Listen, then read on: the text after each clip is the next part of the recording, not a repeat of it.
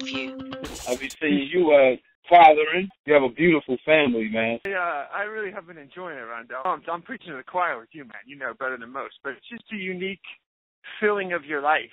It just has a wonderful purpose to it. You know, and the older he gets, obviously, you know, he's giving back more, and there's just the human side of that. It's just wonderful. And he's real quick to laugh, and there's just some things about him that are really fun. I mean, there's still some of that baby stuff. You know, that stuff's just rough. I don't know that I've had a good night's sleep since he was born. But small price to pay for the other stuff. You seem perfect for it, man. You're a perfect family, man.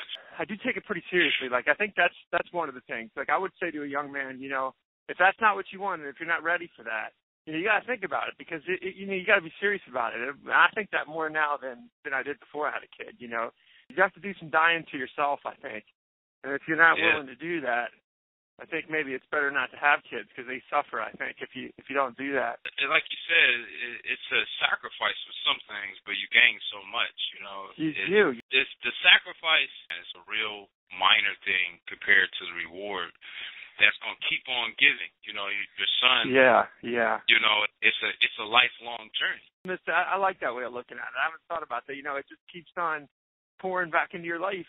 And now that I'm talking to you, you know, it makes me think, you know, even the sacrifices, because they're sacrifices in the sense that any human being would prefer 8 hours of sleep to 5 hours of sleep. But the truth is even in those sacrifices, you're changing as a man. You're pushing yourself, and you're trying to be better. So sacrifice might not be the right word. You know, for some people, see they value the freedom. Of course, we value freedom. We value the ability to, you know, really, it's all about the self. What we give up. I mean, going to the club, going out at night, you know, after a while, that's really all vain, man, you know, and that's right. It really is. I mean, it's childish after a while, you know. That's right. You're so right. You're 45, 50, still doing the same things you were at 20, you know. I know. And the funny thing is, when you see it, you know, even people that don't even want a family, even they see that. You know, there is just there's a calorie-less shallowness to it. But even more than that, like I even think about my faith, you know. I like what you just said. You were saying a lot of these pursuits are selfish pursuits, and my faith teaches me to try to shed that and become a man that gives to the world and gives to people and makes other people's lives better. And I think fatherhood teaches you to do that, even in the most basic ways. It teaches you to give of yourself and to not think of yourself first. And when you're a younger man, that's pretty much all you think about, unless you're just some sort of exceptional person, which certainly I wasn't. That's all you think about. You're just thinking about, you know, how am I going to make this play on this girl? How am I going to get this thing I want? How am I going to get this car I want? It's like God's way of, like, making you better. Marriage and fatherhood. Yeah, marriage, exactly. Yep. Marriage definitely. To me, you know, fatherhood, it's a different challenge, man. You know, it's really not that hard and it's not hard to me because I have a partner. I mean, I just love it. I'll tell you, man, you got 4 kids. You know? I literally look at guys like you now, like, and I'm not making this up. I look at guys like that in total awe now. Like I look at those guys like bigger than I look at, like, Brady playing for the Patriots. Like, I don't even understand how guys can have 4 kids.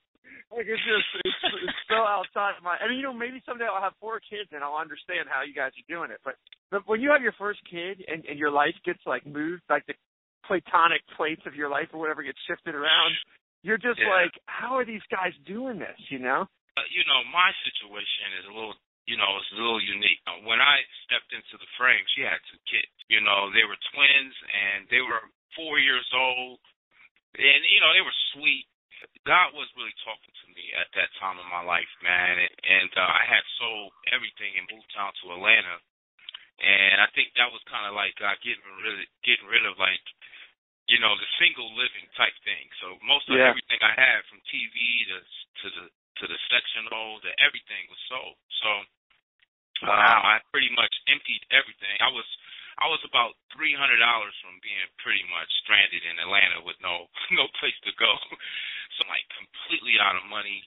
Didn't see where it was going to come, because the job that I had got ended up being, you know, just hustle, man. They had us out selling perfume for like $45, knockoff perfume for $45 a bottle.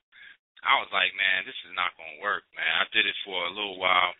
Man, I'm telling you, I know for a fact God was with me. The day I decided to come home from Atlanta, some It's not all like legit. But my car I bought was from this Mexican guy, man. You know, he didn't even speak English, right?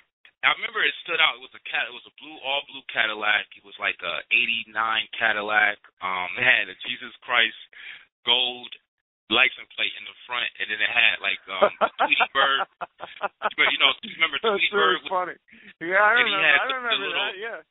He had the stick with the you know, when you run away from home, you carry the little stick with the. Yeah, I remember that. Like the hitchhiker, or the hobo stick, or whatever. Yeah.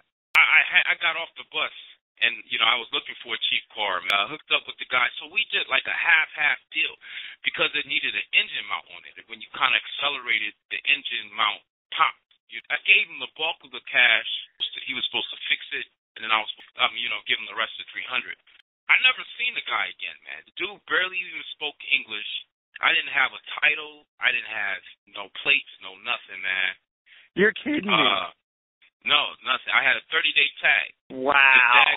The tags that were down there, it was just pretty much a piece of cardboard, you know what I mean, that said temporary tag on there, and it had the date written in it. It was getting really, really, really crazy. So 2 or 3 weeks went by, and I was like, man, I have to get home. I just opened up a bank account down there. I had to leave the money down there because the debit card didn't get to me in time. The day that I absolutely had to leave, which was on a Friday. I'm telling you, it was like a storm across the whole East Coast.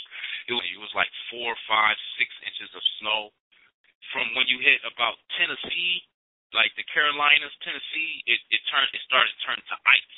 But I had these bottles of cologne that I had left because I had just started that gig. I still had their cologne. So in order to make sure that I had God's blessing, even in this ice storm, man, I drove like 7, 8 miles out of the way. Right after I dropped off perfume and the cologne, that's when I hit the road headed home to Columbus. Got on the highway. The semi in front of me, it was like a layer of ice that was on top of that semi. Well, this giant piece of ice flies off the top, and I'm just seeing it like in slow motion, falls and bangs on my windshield. The first like 5-10 minutes even on the road, man.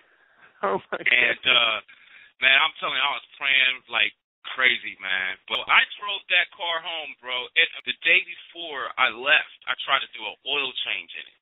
The oil change bolt was stripped. I didn't know that. I just bought the car so you couldn't change the oil.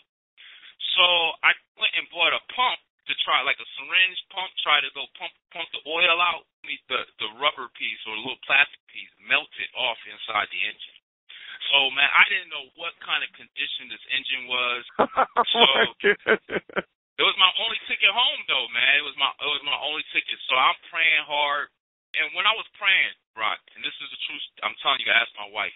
My wife will testify this is true. Praying, I was like, God, I literally said this, God, I don't care if the wheels fall off this car. Please just let me get home. I remember saying that, right? So I got home. The next time I got in that car, right, first the fan belt popped loose. The hubcap popped off, bro.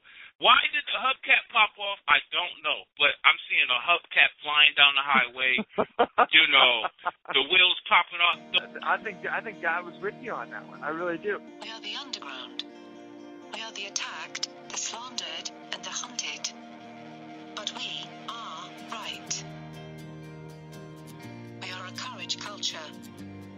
We do not fear them. They fear us.